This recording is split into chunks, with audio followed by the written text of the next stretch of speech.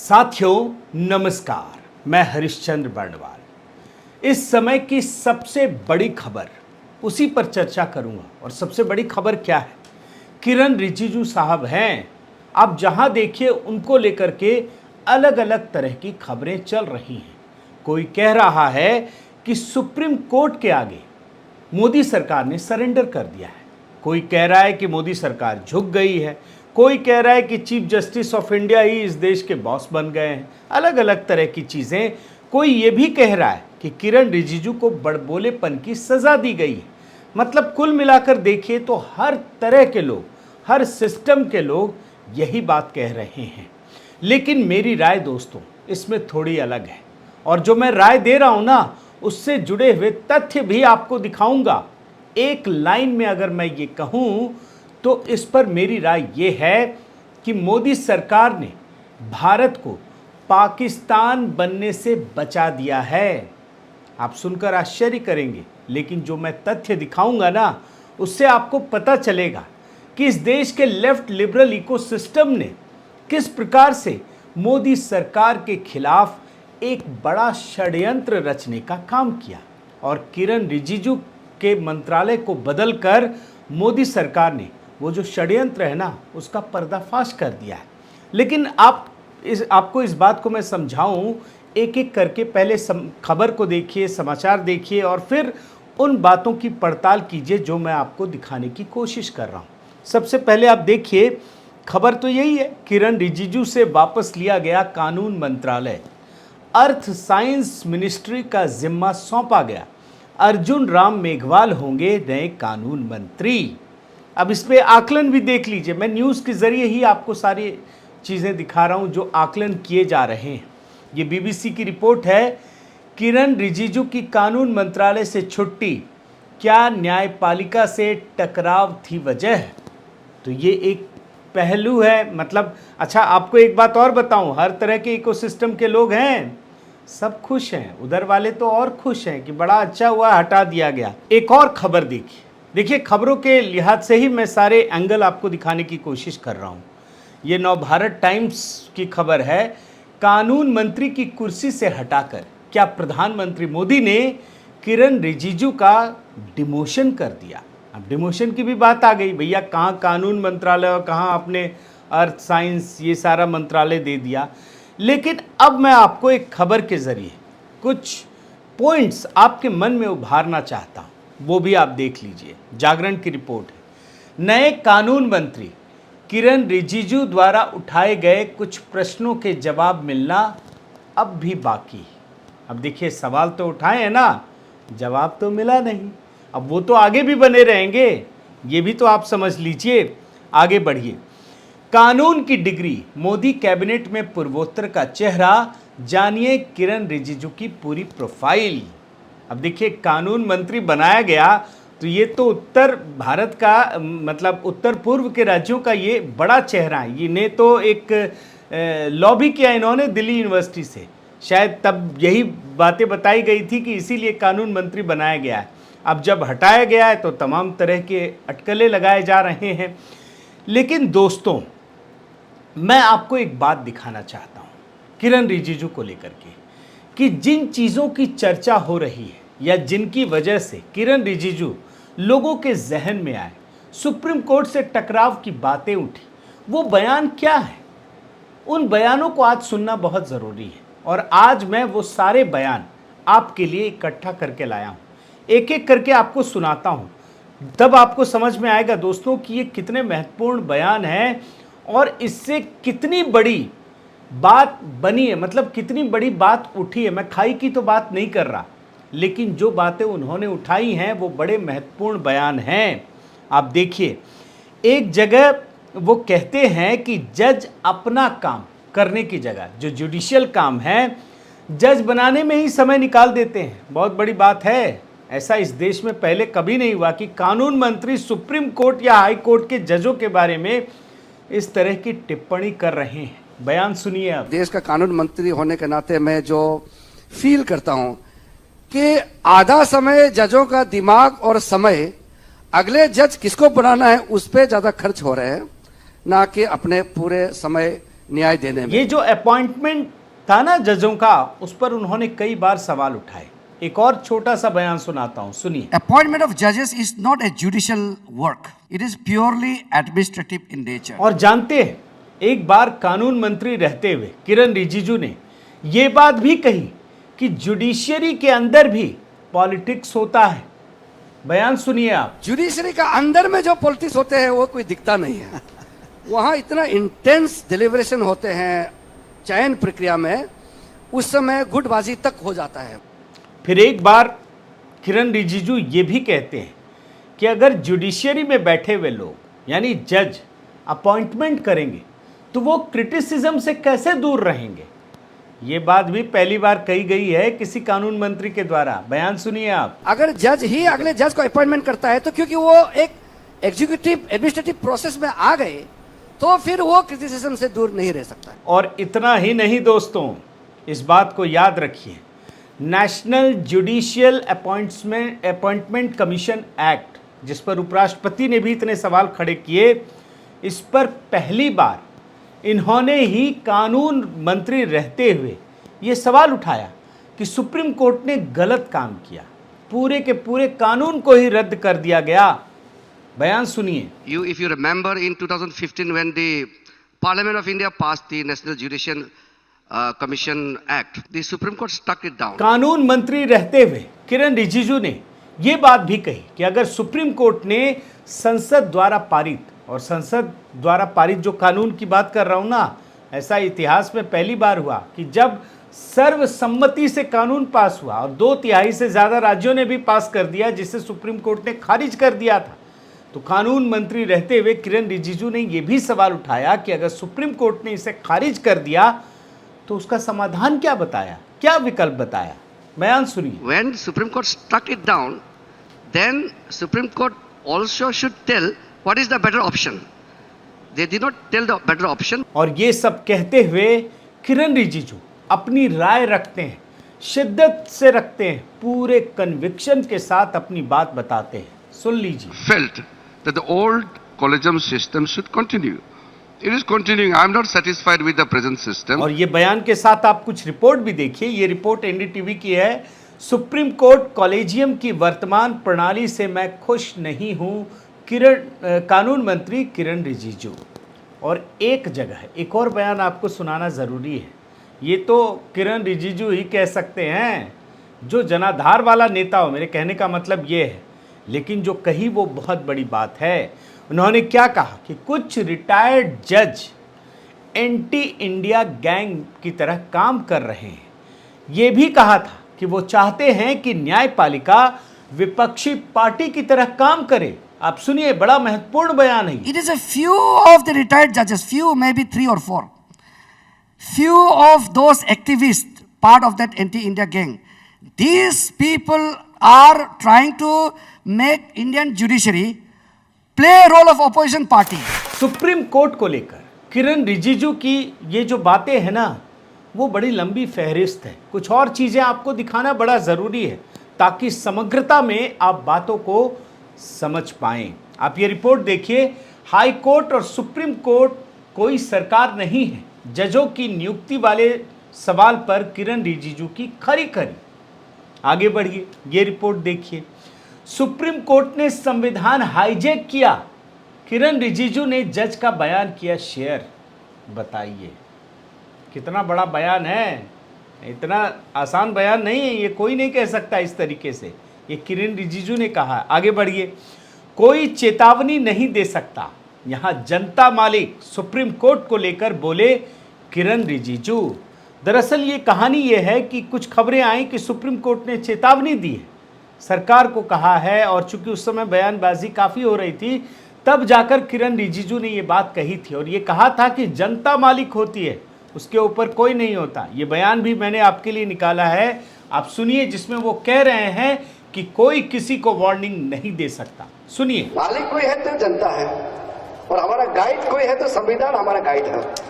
संविधान के मुताबिक जनता की सोच से देश चलेगा, कोई किसी का वार्निंग नहीं दे सकते हैं। और जानते हैं, इसके अलावा कई सारे पहलू, बहुत सारे सुप्रीम कोर्ट को लेकर, जुडिशियरी को लेकर किरण रिजिजू ने उठाए हैं। आप देखिए, दुनिया में कहीं जज को जज नियुक्त नहीं करते। किरण रिजिजू ने कॉलेजियम सिस्टम पर उठाया सवाल। ये दूसरी रिपोर्ट देखिए, सुप्रीम कोर्ट से टकराव।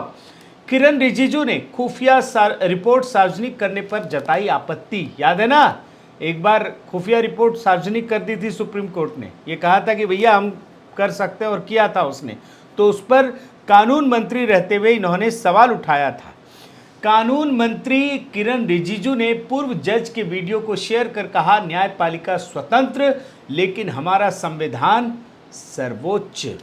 उसके बाद एक और मैं आपको दिखाता हूं, किरण रिजिजू की अदालतों के काम पर सख्त टिप्पणी। बोले जब न्यायपालिका भटक जाती है तो कुल मिलाकर देखें तो इस देश में पहली बार ऐसा हुआ जब इस देश के कानून मंत्री ने सुप्रीम कोर्ट को लेकर बहुत सारी बातें कही, सवाल उठाए, संदेह के कटघरे में खड़ा किया। तो जाहिर है न्यायपालिका भी भला कैसे चुप रहे, क्योंकि वो भी तो एक पाया है लोकतंत्र का इस देश में। तो सुप्रीम कोर्ट ने भी बहुत सारी बातें कही, सख्त टिप्पणियां की। कुछ खबरें मैं आपको दिखा रहा हूं, आप देखिए। सुप्रीम कोर्ट कॉलेजियम सिस्टम पर कानून मंत्री की टिप्पणी से सुप्रीम कोर्ट नाराज, बोला हमें निर्णय लेने पर मजबूर ना करें। अब देखिए, मैं आपको लग रहा होगा कि मैं खबरें क्यों पढ़ रहा हूं, चूंकि ये मामला जुडिशरी से जुड़ा हुआ है, सुप्रीम कोर्ट से जुड़ा हुआ है, इसलिए मैं तो आपको सिर्फ खबरें दिखा सकता हूं। आकलन आप कीजिए और समझने का प्रयास कीजिए कि इस खबर के पीछे की सच्चाई क्या है, तभी आपको सारी बातें पता चलेंगी। आप देखिए, ऐसा नहीं होना चाहिए। सुप्रीम कोर्ट ने कॉलेजियम सिस्टम पर कानून मंत्री किरण रिजिजू की टिप्पणी पर जताई नाराजगी। अच्छा, मैं आपको कुछ चीज़ें बताने वाला हूं पाकिस्तान वाला, इसलिए थोड़ा सा आपको इंतज़ार करना पड़ेगा, खबरें देखनी पड़ेंगी। Supreme Court upset at Rijiju remarks says can name जजेस इफ गिवन पावर्स। कानून मंत्री किरण रिजिजू की टिप्पणी पर बोले सीजेआई चंद्रचूड़, कोई मामला छोटा नहीं होता। कॉलेजियम पर किरण रिजिजू की टिप्पणी पर वरिष्ठ अधिवक्ता हरीश साल्वे ने कहा, कानून मंत्री ने लक्ष्मण रेखा लांघी। अब इन परिस्थितियों में दोस्तों, जो कानून मंत्री को हटाया गया है, अब आप ये खबर देखिए और समझने का प्रयास कीजिए। एक खबर के जरिए अपनी बात रख रहा हूं। रिजिजू का आना जाना दोनों चौंका गया, विनम्रता के साथ किया स्वीकार तल्ख बयान जो बने सुर्खियां। मतलब जब किरण रिजिजू को कानून मंत्री बनाया गया तब भी लोग चौंके थे। ये तो मोदी जी का स्टाइल है ना, कि उनकी अदा को समझना बड़ा मुश्किल है, कि वो कब कौन सा कहां क्या काम कर दें किसी को पता ही नहीं चलता। तो जब वो बनाए गए थे तब भी बड़ा आश्चर्य, भाई रविशंकर प्रसाद की जगह इनको, और अब जब हटाए गए हैं तब भी लोगों को बड़ा आश्चर्य, और लोग सवाल अब भी खड़े कर रहे हैं। देखिए, जो सवाल खड़े करने वाले लोग हैं वो तो खड़े करेंगे ही, लेकिन आप देखिए जब किरण रिजिजू को हटाया गया तो उन्होंने बड़ी ही विनम्रता के साथ इस बात को लिखा है और ये कहा है कि प्रधानमंत्री मोदी ने जो मौका दिया, मैंने उस पर अपने हिसाब से काम करने का पूरा प्रयास किया, और उनके लिए उन्हें वो आभार भी प्रकट करते हैं। यानी जो लोग इन चीज़ों पर सरकार की आलोचना कर रहे हैं, उन्हें कम से कम किरण रिजिजू का ये बयान ज़रूर देखना चाहिए। अब दोस्तों, आप असली कहानी को समझिए कि असली कहानी क्या है, असली खेल क्या है। जो खेल इस समय पाकिस्तान में चल रहा है, वही खेल भारत में करने की कोशिश की जा रही थी लेफ्ट लिबरल गैंग के द्वारा।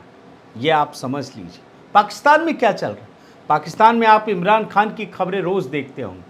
आप ये देख रहे हैं कि किस प्रकार से उस देश की सबसे लोकप्रिय पार्टी को, जो इमरान खान की पार्टी थी, अब वो करप्ट है क्या है उससे हमें कोई मतलब नहीं है, लेकिन पाकिस्तान में इस समय वही सबसे लोकप्रिय पार्टी, उस पार्टी को वहाँ की गैंग ने सेना के खिलाफ खड़ा कर दिया। आपने ये बात देखी, क्योंकि उसे पता चल गया कि वो डेमोक्रेटिक तरीके से उसे हरा नहीं सकता। इन दोनों करप्ट में सबसे ज़्यादा करप्ट इस समय की सरकार है वहाँ की, और इमरान खान कम करप्ट है, तो लोगों का विश्वास उन पर है। लेकिन उनको हटाया कैसे जाए, तो सेना के खिलाफ उसे खड़ा कर दिया गया और सेना को भड़का दिया गया। अब लड़ते रहिए, कुछ नहीं कर पाएंगे इमरान खान। अगर सेना उनके खिलाफ है तो वो कुछ नहीं कर सकते। यही काम भारत में ये लेफ्ट लिबरल गैंग करने का प्रयास कर रहा था। प्रधानमंत्री मोदी के खिलाफ जुडिशियरी को खड़ा करने की कोशिश। ऐसा लग रहा था कि मानो प्रधानमंत्री मोदी की विपक्षी पार्टी जुडिशियरी बन गई और इधर सारी विपक्षी पार्टियां मजे ले रही थी। मैं आपको कुछ चीज़ें दिखाता हूं। आप देखिए, कुछ यूट्यूब चैनल्स जो बड़े लेफ्ट लिबरल गैंग के पत्रकार हैं, आप देखिए, ये पुण्य प्रसून वाजपेयी जी का चैनल है। मैं लगातार सुनता हूं, देखता हूं। मैं आपको थंबनेल दिखा रहा हूं। चंद्रचूड़ की सरकार को चेतावनी, अब खोल कर रहेंगे अडानी फाइल। सुप्रीम कोर्ट का ऐसा धमाका, बुरा फंसती जा रही है सरकार। अरबों खरबों के खेल का राज, चंद्रचूड़ के सामने खुलेगी अडानी फाइल्स। अब सिर्फ चीज़ों को देखिए। कभी ऐसा होता है कि जज का नाम लेकर के इतनी बड़ी बड़ी बातें कही जाती हों? आप देखिए, सीजेआई चंद्रचूड़ के हाथ में आ गई भाजपा की कमजोर नब्ज। भाजपा की कमजोर नब्ज सीजेआई के हाथ में आ गई। आप सिर्फ भाषा देखिए।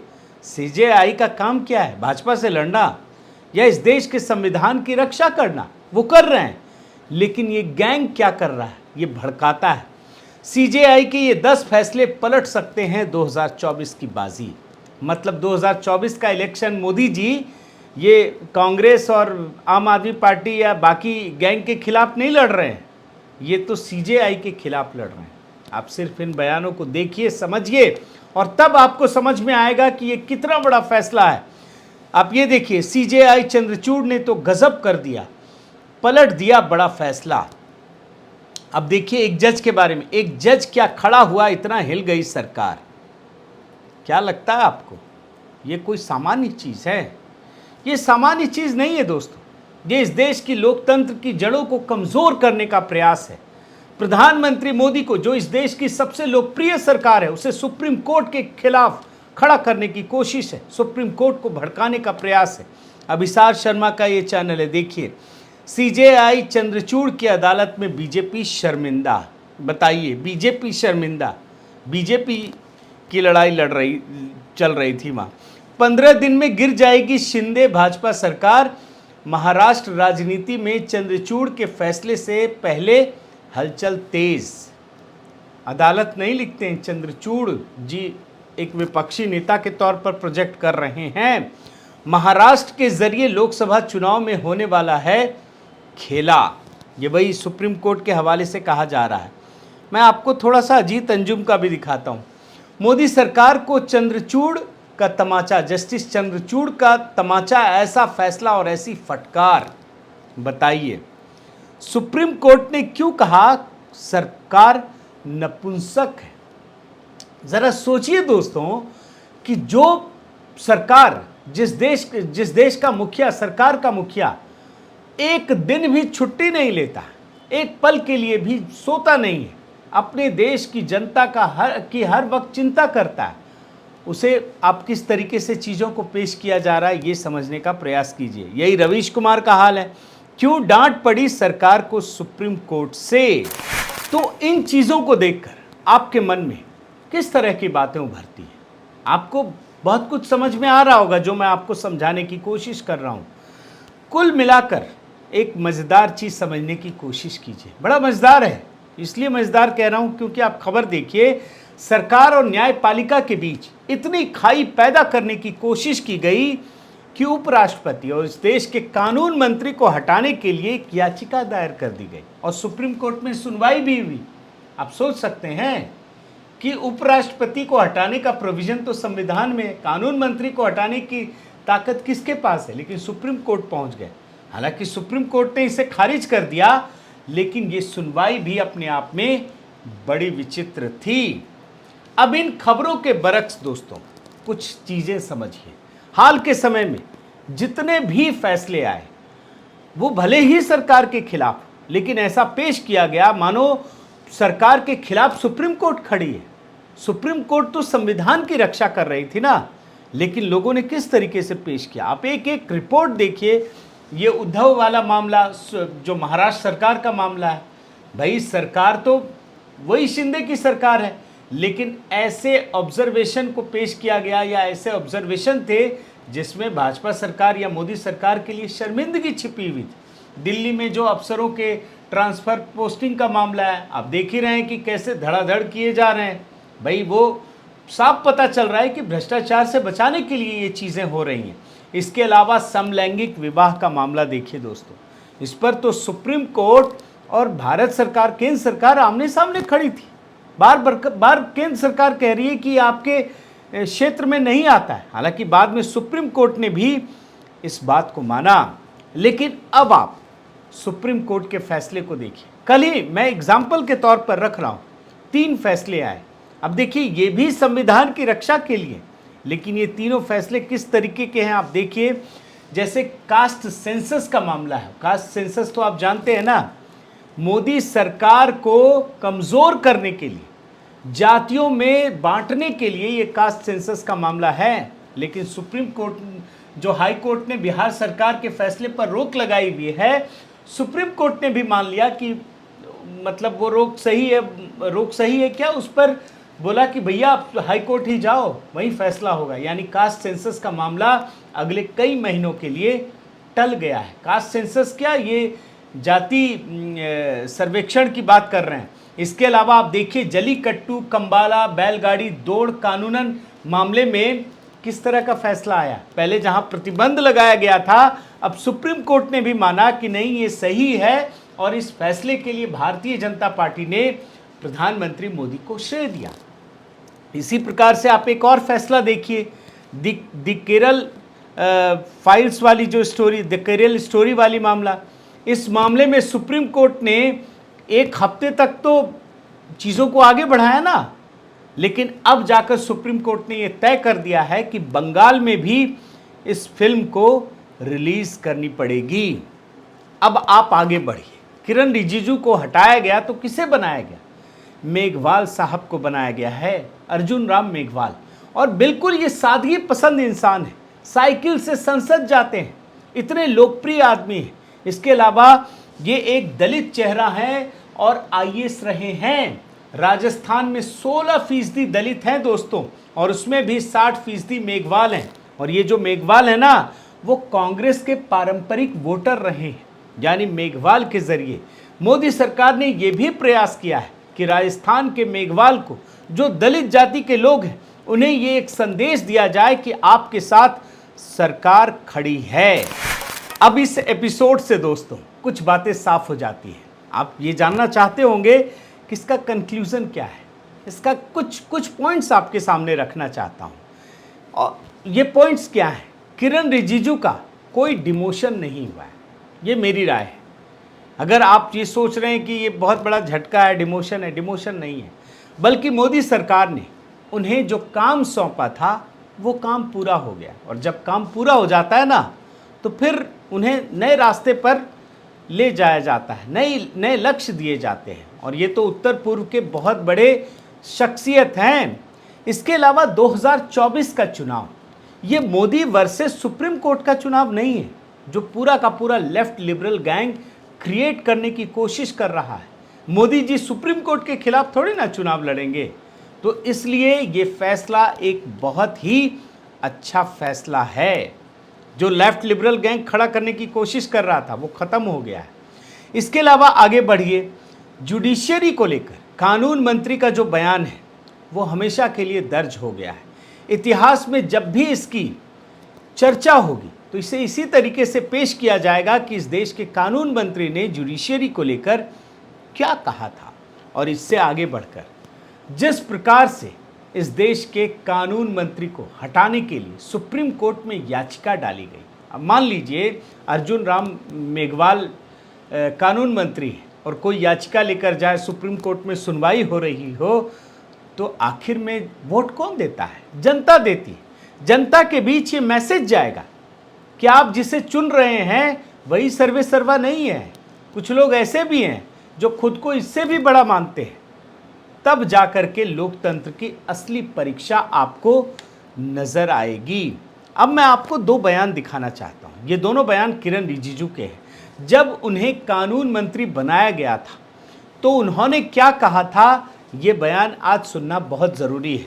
बयान सुनिए। एक सेवक के रूप में अपने आप को देखता हूं, वही बहुत बड़ी बात है। हमको मौका दिया है काम करने के लिए। दोस्तों, किरण रिजिजू ये जानते थे कि उन्हें जो जिम्मेदारी दी जा रही है वो बहुत बड़ी जिम्मेदारी है जिसमें खतरे भी बहुत बड़े हैं। ये बयान सुनिए। तो हम तो बहुत खुशकिस्मत वाले लोग हैं कि देश के लिए कुछ काम करने के लिए बड़ा जिम्मेदारी प्राप्त किया हुआ तो है। कुल मिलाकर दोस्तों, इस दुनिया में कोई ऐसा राजनेता नहीं है जो अपने ही लोगों पर अविश्वास करना चाहेगा या ऐसा कोई कदम उठाना चाहेगा जिससे ये संदेश जाए कि अपने ही लोगों पर उन्हें अविश्वास करना पड़ा है। और कम से कम मोदी जी को देखकर, उनके स्वभाव को देखकर, उनके व्यक्तित्व को देखकर, उनकी कार्यशैली को देखकर ये बात तो कही नहीं जा सकती है। अब मोदी जी के लिए ये बात क्यों है? क्योंकि वो हर तरह के मोह माया से परे हैं, वो इमोशन से परे हैं। उनका पूरा का पूरा इमोशन अपने देश की जनता के लिए है। वो किसके लिए स्वार्थ करेंगे, किसके लिए कमाएंगे? उनका ऐसा कौन सा मकसद है? परिवार में ऐसे कौन से लोग हैं जिनके लिए वो कमाना पसंद करेंगे? और इसीलिए वो देश हित में दधीची की तरह अपने अस्तित्व की समय समय पर बलि चढ़ाते हैं। और ये बात मैं क्यों कह रहा हूँ, ये बात आप समझने का प्रयास कीजिए। इसी तरीके से जब 3 कानूनों, कृषि कानूनों का मामला आया था तो उन्होंने अपने कदम पीछे हटाए थे। वो सिर्फ इसलिए हटाए थे क्योंकि आज पूरे देश को पता है कि अगर वो कदम पीछे नहीं हटाते तो इस देश को अराजकता की ओर धकेलने का पूरा प्रयास कर लिया गया था, पूरा प्रबंध कर लिया गया था।